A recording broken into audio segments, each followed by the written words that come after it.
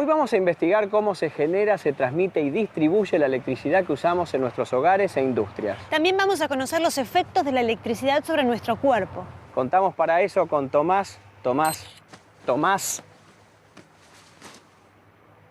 nuestro ayudante de campo. ¿Qué tal, Tomás? Muy bien. Teniendo en cuenta el tema de hoy, me viene con todas las pilas. ¿Podríamos vivir sin energía eléctrica? Después de todo, de los 4.500 años de historia escrita, hace apenas 100 que la usamos en nuestras vidas. Civilizaciones enteras, grandes imperios se crearon, crecieron y cayeron sin saber lo que es la electricidad. Si Julio César, Atila, Colón, Galileo, Napoleón y San Martín vivieron sin prender una bombita, ¿no podríamos vivir nosotros sin energía eléctrica? ¿Qué pasaría si se corta el suministro? Hay que ver hasta qué punto...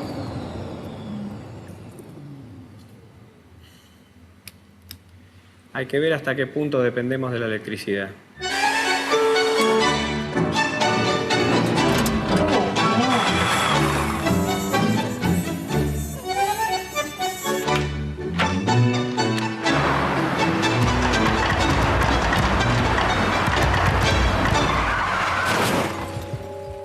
Y estos son solo algunos de los inconvenientes que demuestran hasta qué punto dependemos de la energía eléctrica. Hay una forma sencilla de ver cuán electrodependientes somos. Contemos el número de interruptores en nuestra casa. A cada interruptor lo llamaremos clic. Un interruptor, un clic. 5 interruptores, 5 clics. Yo tengo 27 llaves de pared y 9 perillas. En total, 36 interruptores. ¿Y la llave de la computadora? Ah, no la conté. ¿Y el botón de encendido del televisor? Tampoco. ¿Los botones del control remoto? ¿Y del equipo de audio? ¿El DVD? ¿El lavarropas? ¿El equipo de audio? Ya lo dije, el ascensor. ¿El tablero? ¿El coso que te viste que te pones así? ¿La planchita para el pelo? La planchita para el pelo. ¿La afeitadora eléctrica? ¿El aire acondicionado? ¿El ventilador? Anda a contar de nuevo. Sí, bueno, mejor voy a contar de vuelta.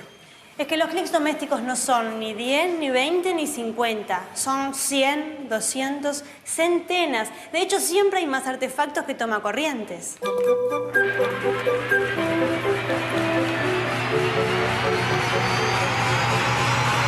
Esos triples, esas zapatillas, son cómplices de tus prácticas eléctricas poco ortodoxas y 100% inseguras. No, pero esto es provisorio, yo después lo pongo bien. ¿Después cuándo?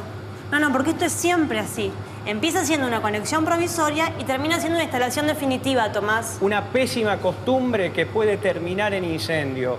Más tomacorrientes, menos zapatillas. No, vos no. La palabra electricidad proviene del griego electron, que quiere decir ámbar. Es que los griegos ya realizaban experimentos eléctricos con ámbar, piedras y pelusa hace 2500 años. Un poco antes de que en Argentina se inventara la virome o se conociera el buscapolos.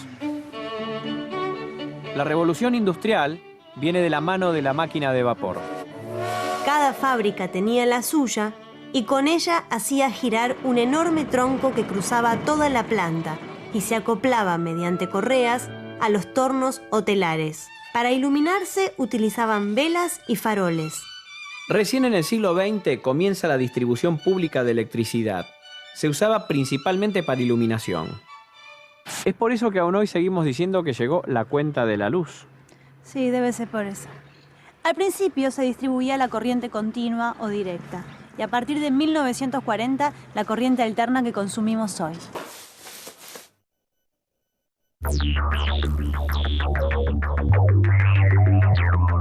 Bienvenidos al mundo de la alta tensión. Estamos en el lado oscuro del enchufe.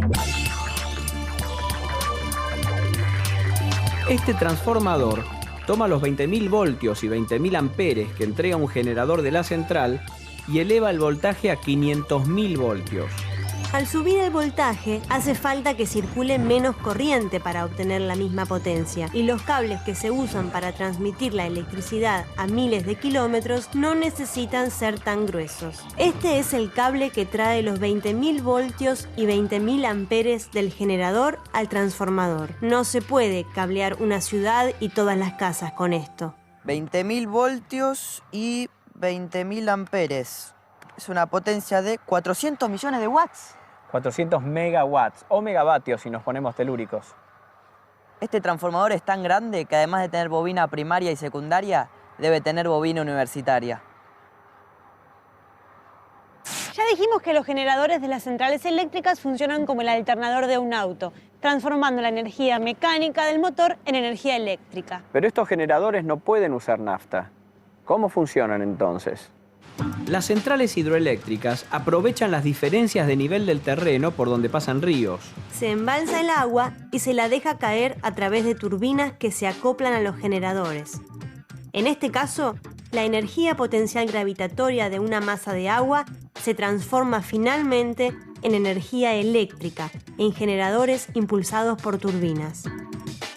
Se pueden construir varias represas en un mismo río, pero la retención de agua tiene que ser coordinada, ya que si una represa embalsa demasiada agua, inunda la salida de la represa que está río arriba, dejándola sin altura para el funcionamiento de sus turbinas. A favor de la generación hidroeléctrica, no utiliza combustible, no contamina. En contra, hay que inundar enormes extensiones. Se afecta al paisaje, se altera el clima y obliga a personas y animales a hacer las valijas. ¿Y qué pasa si hay sequía? Veamos las centrales térmicas. Usan combustible. Generan calor y hierven agua. Del agua sale vapor, el vapor impulsa las turbinas mueven los generadores. A mí me cierra. Pero usan mucho combustible. Ah. Emiten dióxidos de carbono. ¿Probamos otra? Dele. Centrales geotérmicas. Las centrales geotérmicas son similares a las térmicas, pero usan el vapor que surge del interior de la Tierra para impulsar sus turbinas. Estas centrales no necesitan quemar combustible. Listo, me llevo una docena. Es que ese es el problema, hay pocas, muy pocas. Al final usted por cada solución tiene dos problemas. Queda una, ¿Cuál? la central nuclear. La energía nuclear es la forma de generación eléctrica más barata y limpia. No genera gases y sus insumos abundan. En Argentina, el 12% de la energía eléctrica proviene de centrales nucleares como la de Atucha. Tienen algunos problemas.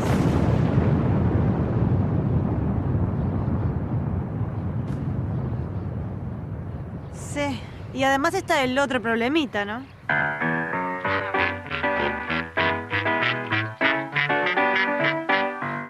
En realidad, los accidentes de las centrales nucleares no pueden ocasionar ni un estallido ni una mala película. Son cosas más sutiles pero igualmente catastróficas. Cáncer, esterilidad, quemaduras. ¿Y no será preferible el calentamiento global? Total, me saco el suéter, me tomo un licuado. Un temor razonable el tuyo, porque cuando los elementos combustibles se gastan siguen produciendo bastante radiación. Por eso hay que tener cuidado donde se guardan. ¿Han ocurrido accidentes?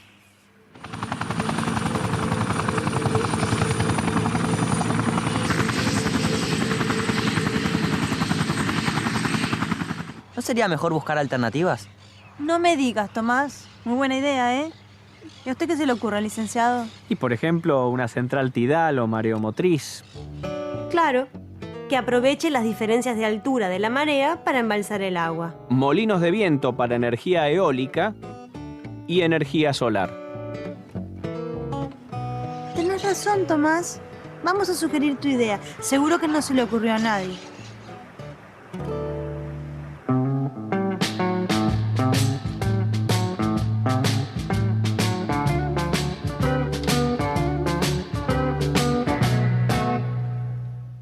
Y dejemos el cómo tendría que ser para volver al cómo es. ¿Cómo llegan esos miles de megavatios generados en todo el país a su casa? Ya dijimos que para la transmisión, la tensión se eleva a 500.000 voltios, lo que reduce la corriente y permite usar cables de menor diámetro. Para transmitir la misma potencia a baja tensión, harían falta cables de varios metros de diámetro. Para hacerlo a 220 volts, no alcanza todo el cobre del mundo.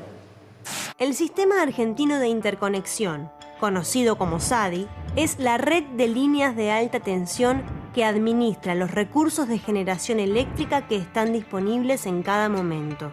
Vendría a ser como tener alargadores y zapatillas de alta tensión interconectados por toda la Argentina. Incluso está conectado con países vecinos, a los que se les compra y se les vende energía. En Internet se encuentran publicados los datos sobre generación, transmisión y consumo diario. Lo más común es que la generación térmica, la nuclear y una porción de la hídrica llamada de base sean más o menos constantes a lo largo del día. La porción restante de la energía hídrica, llamada de punta, varía de acuerdo con los picos de demanda. Los 500.000 voltios llegan a la ciudad. Si eso fuera directamente a su casa, al enchufar usted la aspiradora, las consecuencias serían previsibles.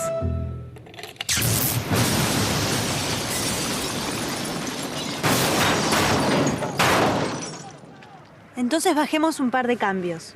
O mejor dicho, unos miles de volts.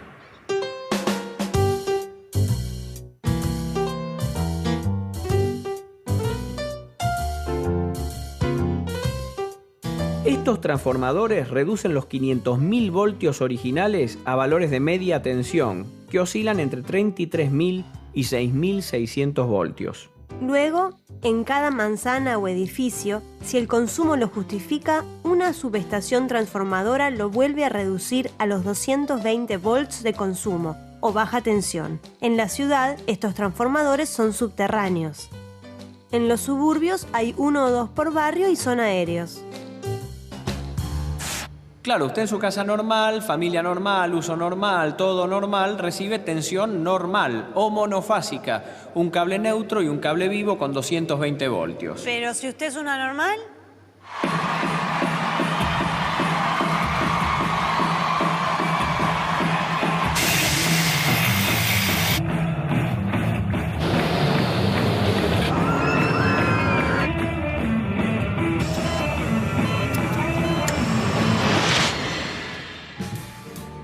En ese caso, en vez de recibir 2 cables, le dan 4, un neutro y 3 vivos diferentes. Entre un vivo cualquiera y el neutro hay 220 voltios, pero entre 2 vivos hay 380 voltios. Con esa clase de alimentación, llamada trifásica, los motores son más chicos y andan mejor. Y hasta acá llegó la responsabilidad pública. Del medidor para allá es asunto suyo. El voltaje de una casa es constante, 220 voltios. Pero si se van agregando artefactos, van subiendo los amperes, o sea, la corriente.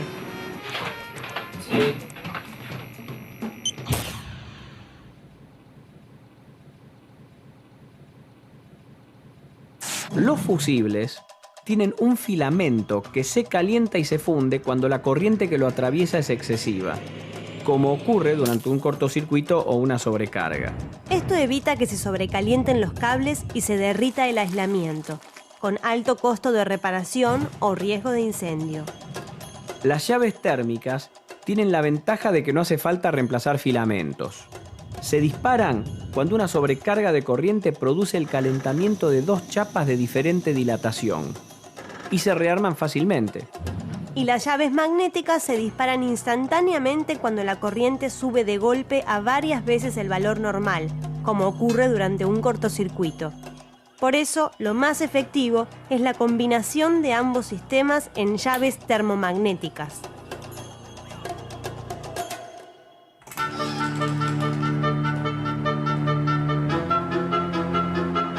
Para probar el correcto funcionamiento del sistema de protección, provocaremos un cortocircuito intencional. Por favor, no prueben esto en sus casas. ¿Por qué? ¿Es peligroso?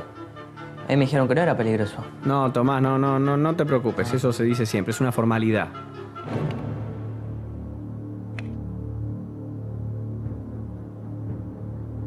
Cuando Tomás junte los cables, se producirá el cortocircuito y una corriente de miles de amperes va a recorrer la línea. Veamos qué ocurre.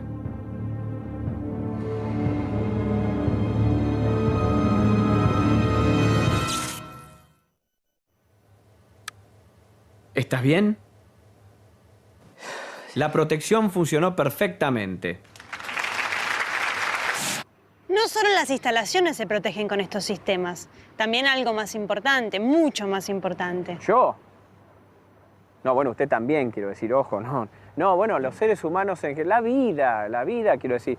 No, los pajaritos, las florcitas, el teru. nuestro sistema nervioso, funciona transmitiendo impulsos eléctricos en el orden de los milivoltios, milésimas de voltios. Si recibimos tensiones mucho mayores, se podrían paralizar los músculos con graves y hasta mortales consecuencias.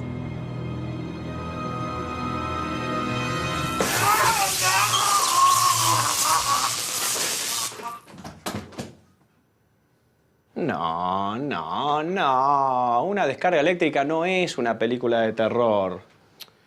No, un shock de 220 o 380 volts es doloroso, puede ser letal, pero no salen chispas del cuerpo humano. ¿Vio qué le dije? No, la próxima vez no me ande descalzo con las manos mojadas, ¿eh? Le puede pasar cualquier cosa. Un artefacto eléctrico mal aislado puede descargar a través de su carcasa. Por eso los chasis tienen una conexión de tierra que corresponde a la patita inferior de los enchufes. Los adaptadores que anulan la conexión a tierra no son recomendables, incluso están prohibidos, pero son más seguros que una conexión improvisada.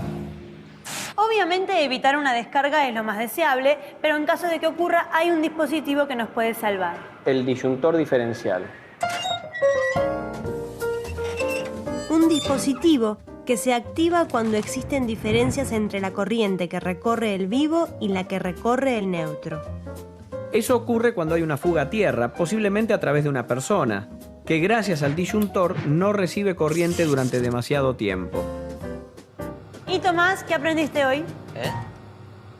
¿Qué pasó hoy? Querido, todo lo que hicimos... Las agarré. Hoy aprendí un montón. Miren, aprendí que la electricidad se produce en las centrales generadoras. De ahí se transforma a alta tensión para la transmisión por líneas miles de kilómetros. Cuando llega a la ciudad, se transforma primero a media tensión y finalmente a 220 volts, para que podamos consumir, consumir y consumir. En apenas un siglo nos hemos vuelto electrodependientes, pero es una dependencia que aumenta nuestra... ¿Qué pasó? ¿Hola? ¿La luz? ¿Licenciado? Esto no está bien. ¿Hola?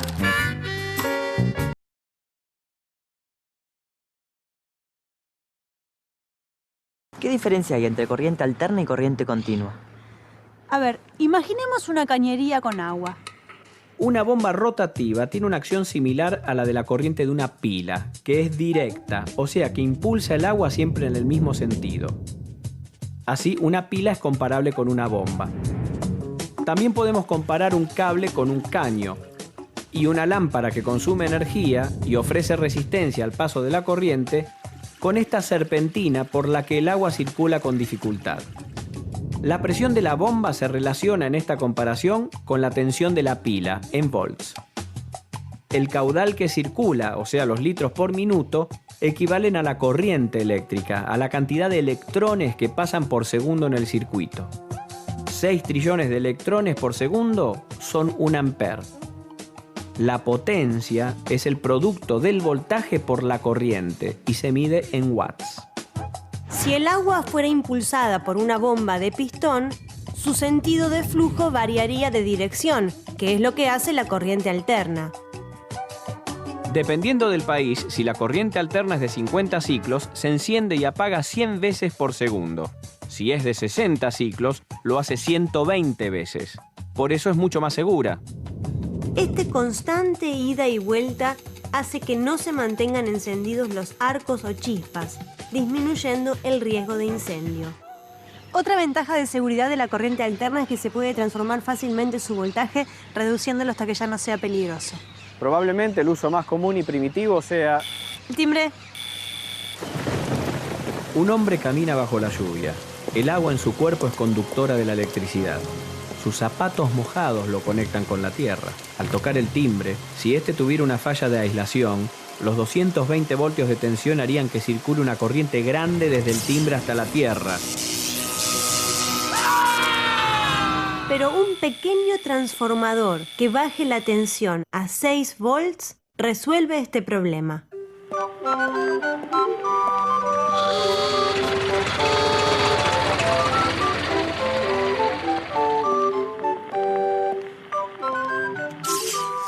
eso, en los tiempos de la corriente continua, que no era fácil de transformar, los timbres funcionaban con pilas, que cada tanto se secaban y había que cambiar. ¿Cómo se produce la electricidad?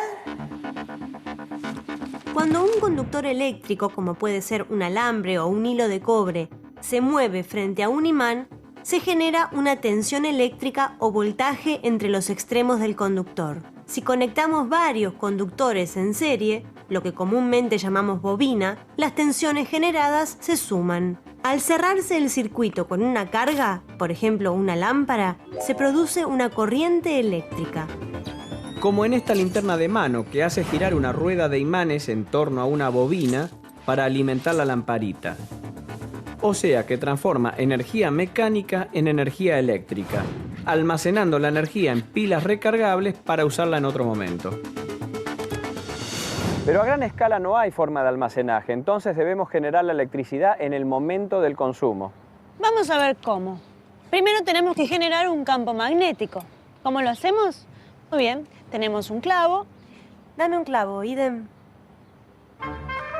Si enrollamos unas cuantas vueltas de hilo de cobre alrededor del clavo y conectamos los extremos a una pila, tenemos un electroimán. Si el campo magnético de la bobina se produce en presencia de otro imán, se generan fuerzas de atracción o repulsión que mueven a la bobina. Esto se llama principio motor. Yo construí este motor con 2 cajitas de fósforos y una bobina. Mira vos qué sofisticado. Entonces, ¿un generador y un motor son lo mismo? Bueno, sí y no. La diferencia radica en que el motor recibe energía eléctrica y la convierte en energía mecánica. Y el generador recibe energía mecánica y la convierte en energía eléctrica. Entonces, si yo conecto una lamparita, al girar el eje, el motor... Una de las personas claves en la historia de la electricidad es Michael Faraday. Faraday fue el inventor del motor. ¡Qué groso Faraday! Además de ser el descubridor de la inducción electromagnética, que permitió el desarrollo de la máquina eléctrica más sencilla y más utilizada por nosotros, el transformador. Gráfico, por favor. Si la corriente que circula por una bobina es constante, su campo magnético también lo es. Si la corriente es variable, por ejemplo, alterna, el campo magnético de la bobina es también variable. Cuando un campo magnético varía, aparece voltaje en los conductores y bobinas que estén cerca. Si enrollamos 2 bobinas aisladas alrededor de un trozo de hierro que canalice el flujo magnético, al alimentar la primera con tensión alterna, el flujo magnético variable generado por esta va a inducir un voltaje en la segunda. Ese es el principio del transformador. Y acá vienen los números. La relación del voltaje que entra en la primera bobina y el que sale de la segunda está dada por la relación del número de vueltas de alambre en cada bobina. El número de vueltas de la primera bobina sobre el número de vueltas de la segunda bobina es igual al voltaje que entra sobre el voltaje que sale. O sea que si la bobina primaria tiene 2000 vueltas y la secundaria 1000 vueltas, ¿el voltaje de salida va a ser la mitad que el de entrada? Exacto. Sería el caso de un transformador que se alimenta con 220 volts y entrega 110 volts. Y con la corriente se da la relación inversa. Si el voltaje se transforma a la mitad, la corriente se transforma al doble. O sea que si la bobina primaria recibe 1 ampere, la secundaria entrega 2 amperes. Exacto. ¿Y te acuerdas de la potencia? ¿Eh? La potencia. ¿Qué potencia? La potencia, que es el voltaje por la corriente, es la misma de los dos lados.